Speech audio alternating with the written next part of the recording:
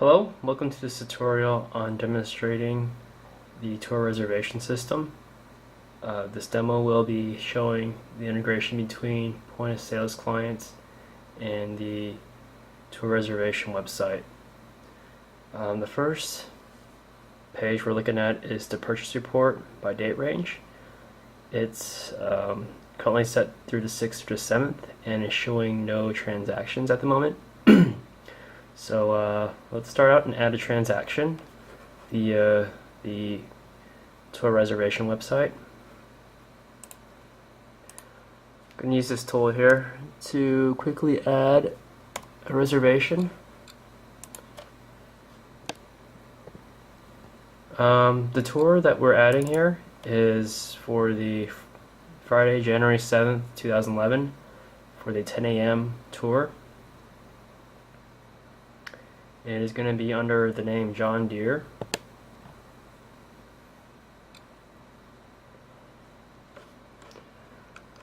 And here's the confirmation page.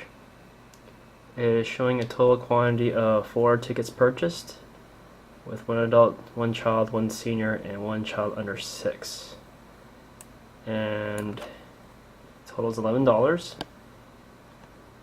And it's for Friday, January 7th at 10 a.m. Now, if we go back to the purchase report by date range, and we run or refresh the page, you'll see now that our order now shows up, and the total amount is now $11, and you have 1 of each as to our corresponding order on the website. Okay. Next, let's run a transaction on a sales client. Adjust this tripod real quick.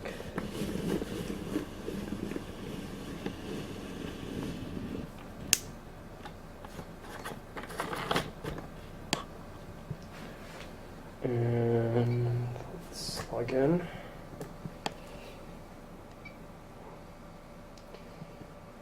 Okay. The point of sales client or terminal, adjust this again a little bit. There we go.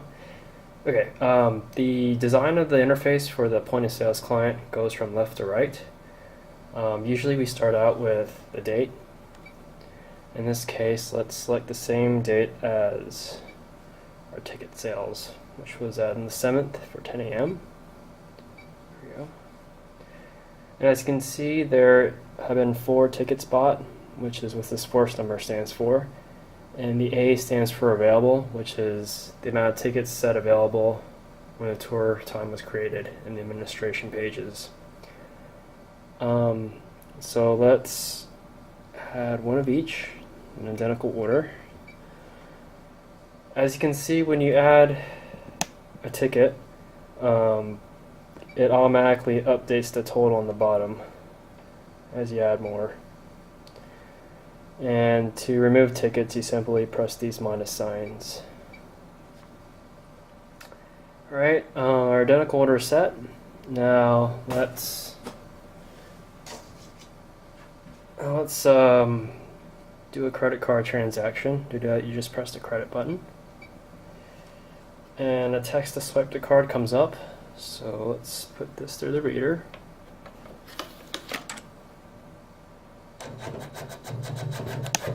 First thing that happens is a receipt is printed out. One is a merchant copy and one is a customer copy. And then the drawer pops out. As you can see, we have 4 tickets total, 1 of each, which is identical to our order. And this is the merchant copy here. Now, if you leave the drawer open too long, the client will start beeping, and that's just to remind you to close the drawer. Now, if you want to run a cash transaction, same thing. You do basically the same thing, which is you put in your order. So to clear the screen, so we can take our next order, you just press the clear button. And then we're going to do another one for 10. As you can see, the amount of tickets bought has been updated from 4 to 8. And before we go through our cash transaction, we can check our report here. And it will show, run the report query again. It will show that our next transaction was added. We have $22, and one of each has been added to the daily purchase report. Now, let's do a cash transaction real quick. So we selected 10 a.m. already, and we're going to do one of each again. Total amount is $11 for tickets, and we're going to do a cash transaction. And when you press the cash button, it asks a change pad comes up. In your left column here, you have 1, 5, 10, 15, 20. When you press these buttons, it adds the denomination together. So if you press 1 and 10, it comes 11, or 5 and 10, it comes $15. You also have the option of typing in an exact amount, like $12 or 12 and 5 cents, or something similar to that.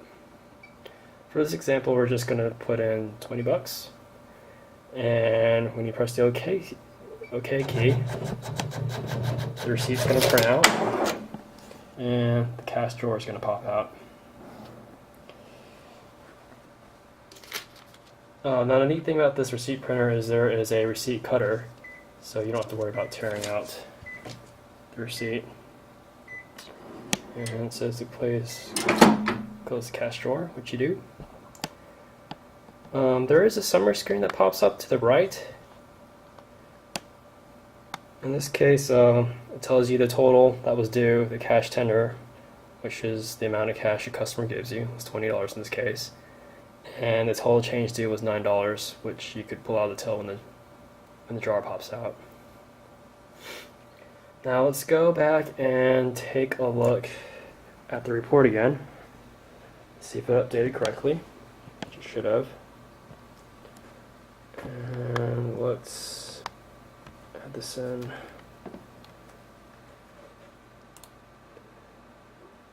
$6, 7th, and just press submit.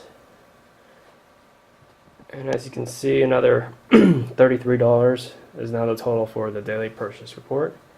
And we have another one of each tickets added to the report again. Now we can. This is the other terminal that's set up. And let's log in real quick.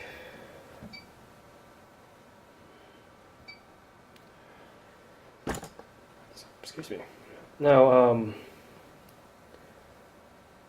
we can run a transaction again to make sure that it is connected to the same database and it's running all the transactions all the other machines are running, or keeping track of, I mean. As you can see, there is the 12 amount of tickets bought from the previous transactions for this time of January 7th at 10 a.m.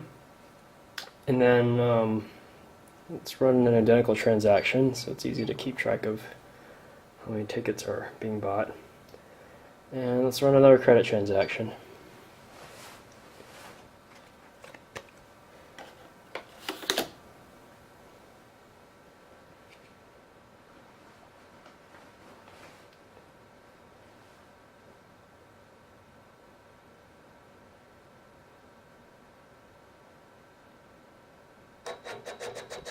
Okay, and the credit card has run,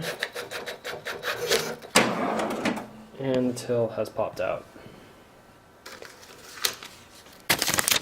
Again, same thing,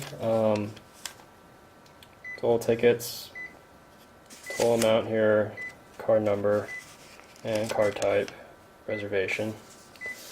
And here's the customer merchant copy, this is the customer copy, same thing. And let's close the drawer.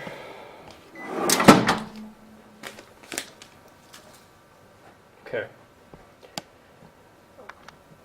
Now there's two other buttons that have not been shown so yet, and that is the search button.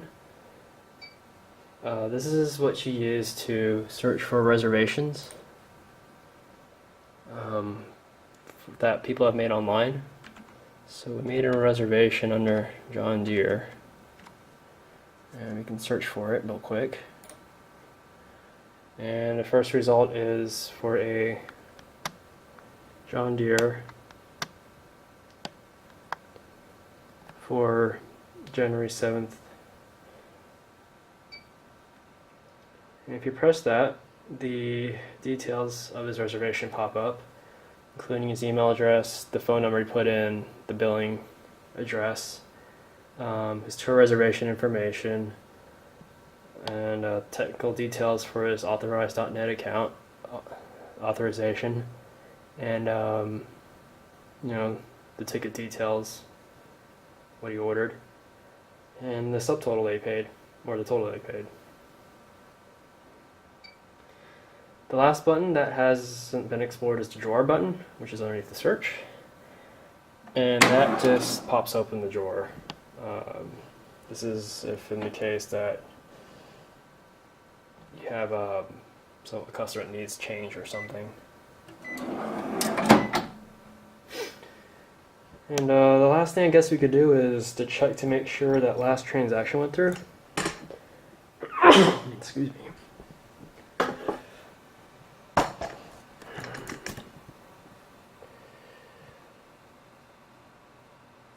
And let's set our new date.